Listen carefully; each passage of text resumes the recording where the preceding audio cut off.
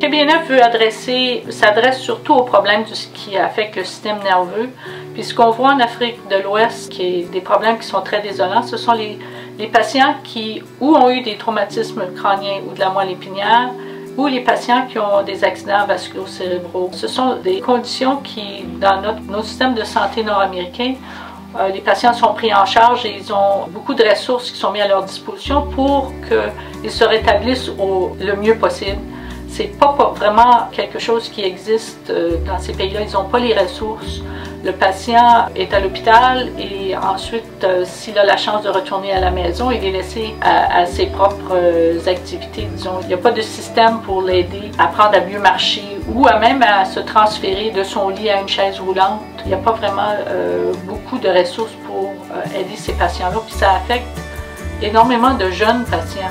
Comme les ressources médicales sont surtout sur les maladies infectieuses, ben les personnes d'âge moyen, là, dans la vingtaine, trentaine, quarantaine, qui sont affectées de problèmes du système nerveux, ben, on les laisse pour compte. Ils n'ont pas l'opportunité de se rétablir au même niveau que des personnes affligées de conditions semblables ici au Canada.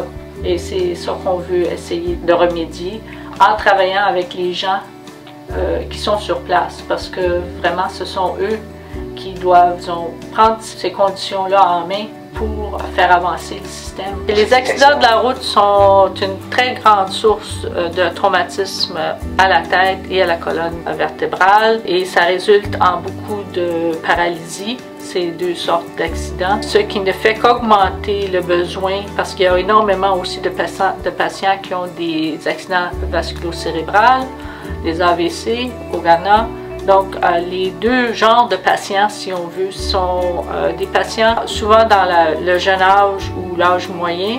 Et notre idée, c'est qu'un centre de réhabilitation dans cette région aiderait énormément à développer, si on veut, ce genre de service pour le reste de la population. Ça servirait comme exemple comment développer un petit centre qui grandit au courant des années suivantes et qui répond aux besoins locaux.